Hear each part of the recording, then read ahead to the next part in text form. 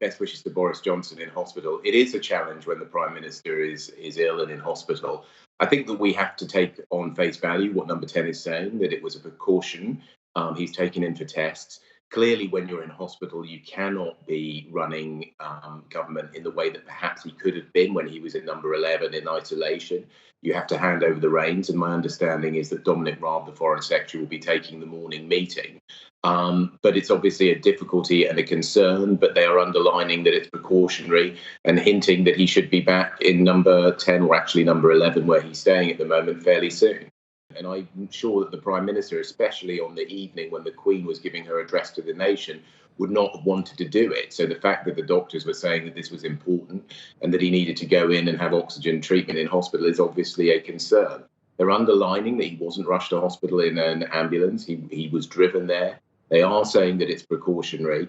That does mean that it is not really possible for him to be running the country that perhaps in the way that he would have been when he was in Number 11. But the most important thing I think to remember is we don't have a presidential system in this country. Sometimes we act like we do. But the phrase that's applied to the Prime Minister is a Latin one, primus inter pares, which is first among equals. And the system is designed so that others can step up into the breach when necessary. What he needs to do, obviously, is get better.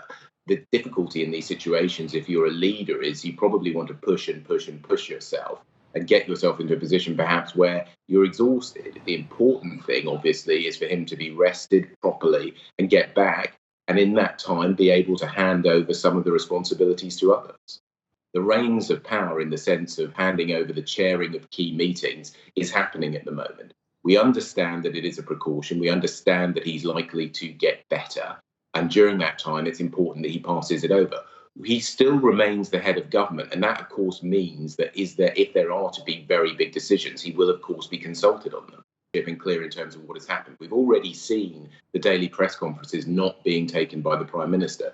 The morning meetings, which we don't see on camera, aren't going to be taken by him for the time being. Now, that is a real concern, but the reality of government is it is a situation where you have cabinet ministers covering various points. You have people who have the capacity to step up. You have advisors who are going to step in. One thing that we've seen at the daily press conferences as well, for example, is not just the Prime Minister not there, but the Chief Medical Officer not there. And you've seen the Deputy step into the breach there. So the key thing is, yes, it is a concern. It is a worry.